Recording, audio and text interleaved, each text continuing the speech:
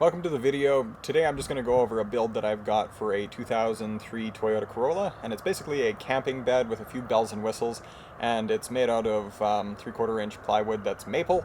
And so I'm just going to kind of show you around the car, and if you're interested in building something like this, it's kind of fun to do, and it's really functional if you're just going out kind of simple camping, if you just want to do some car camping, if you want to bypass the hotel expenses if you're doing a road trip.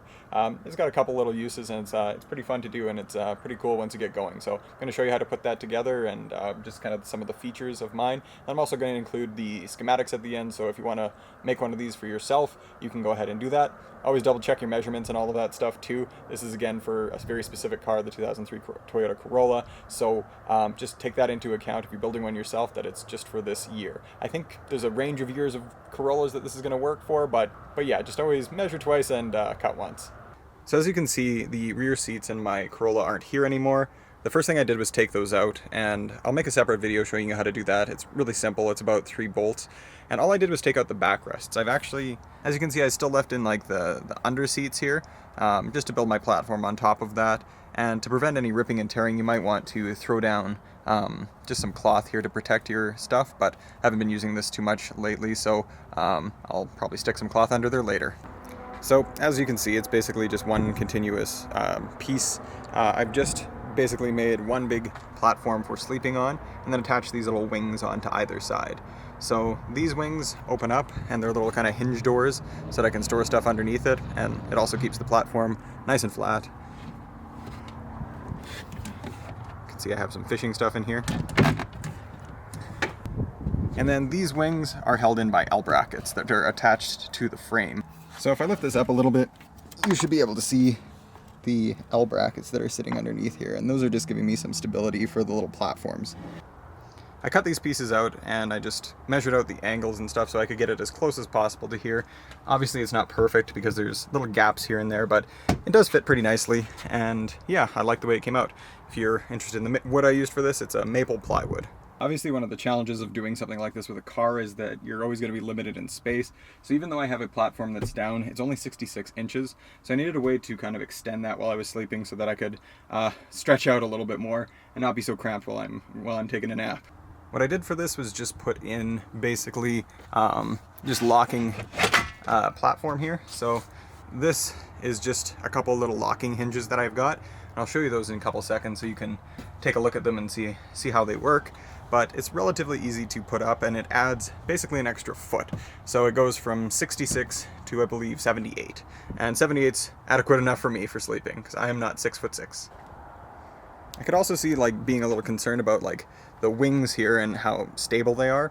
They're actually pretty stable. Like I can push them, I can sit on them, and they do come back into play. Because I do have the L brackets on, and I also have one little piece of 1x2 that's supporting all of this. So if you want to see what those little locking things are like, this is what they are basically. I basically just attach this piece onto the frame, and then this piece onto the sleeping platform to give it some support. And basically there's 2 of these, and then you can just click this down, and it'll lay down like that. And then if you want to put it back up, you just pull it up and it locks in. So pretty nice and simple. Now, no design is perfect, and I did leave a little bit of space here so I could reach my hand in to trigger the release mechanism on the table thing. But yeah, it's relatively easy to do. And then this just slides down, and then it gives you a little bit more space like that. So again, there's not that much space in a car, right? But this is a nice way of just adding that extra little 12 inches for sleeping, and it's pretty comfortable. So I got that in there. I did get this trifold folding mattress just to sleep on, and it's pretty comfortable. It's 4 inches of foam. They're only about $100 Canadian too, but I got lots of room here. I don't know if you can see my headspace, but not too bad. And yeah, nice and comfortable too. So yeah, this is kind of the basic setup that I'm running right now. And then I also just have one more little thing that I've included recently, which is just a little electrical box from a company called Jackery. So I'll show you that as well, and that'll show you just how I get a little bit of power in here. All right, so there's the electrical thing, and I'm just gonna climb in here, and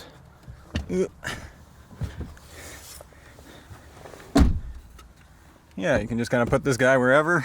Super handy little item. Really like it, but I charge a lot of camera stuff, and yeah, I just need something here if I'm gonna edit or work inside.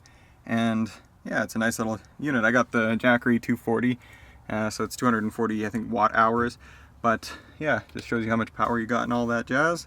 And it's a cool little unit. But my idea was to use this to run a refrigerator, which I have, and also to just charge laptops if I'm working, or I could also use it for a heating pad on cold nights because it's got the 12 volt input and just the AC output, so kind of got everything you need. So yeah, you can do some pretty cool things with a Corolla. Very simple, basic stuff, and space is never going to be your friend with this, but I have been able to fit all of the gear that I have. I just go fishing and that sort of a thing, so got tons of room for that. And yeah, I just wanted to build a sleeping platform that was kind of simple and easy, and I'll show you a couple of the other little kind of bells and whistles that I've added to make this a little bit more pleasant to actually sleep in as well, if you're thinking about using something like this for, say, like a week or two if you're going out camping.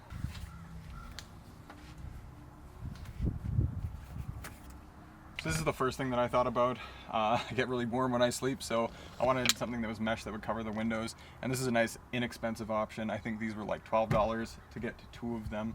And yeah, it's just a nice mesh for bugs, and I think there's some Velcro strips on here. I haven't really put these on before, but a good solution if you want to keep things nice and cool at night and get a little bit of a cross breeze, and you don't want to leave the trunk open or anything like that. So yeah, just one on each side is what I'm using it for, and it'll give you a little bit of privacy too anyways. So that is basically the build that I'm going with. I think if you want to know what costs this is like, I'll give it to you in a few different parts. The plywood and the actual wood that you're going to need to build the frame, that's going to cost about $100. I got just a single sheet of plywood is what I did this with, and I got maple, and it's 3/4 inch. For the under frame, I used 1x2s. They were about $5, I think, each for 8-foot pieces, and I got 3 of those. And then for the hardware, it'll kind of depend on how nice you want to go with your screws and that sort of a thing. But basically, altogether, I spent about $150 building that platform, and that includes the locking hinges. They're relatively inexpensive, which is kind of nice. And yeah, all of the other little parts are a little bit more money. And of course, all this stuff I'm giving you is in Canadian dollars because I'm Canadian. And the mattress is actually really inexpensive, which was really nice. I thought it was going to be a lot more, but I got it for $120. I think it's a company called Milliard just on Amazon. So it's a nice 4-inch. It's 4 inches by 31 wide and 75 long, so fits me perfectly, and it's kind of nice because you can just use it as a pull-out camping bed as well. It's really, really comfortable actually. It's like just as comfortable as my bed, so it's kind of nice for that. And these screens just on the side of me, I think they were like $12 each. They're relatively inexpensive, and I think you can actually keep them in while you're driving, but I don't know if I want to experiment with that too much.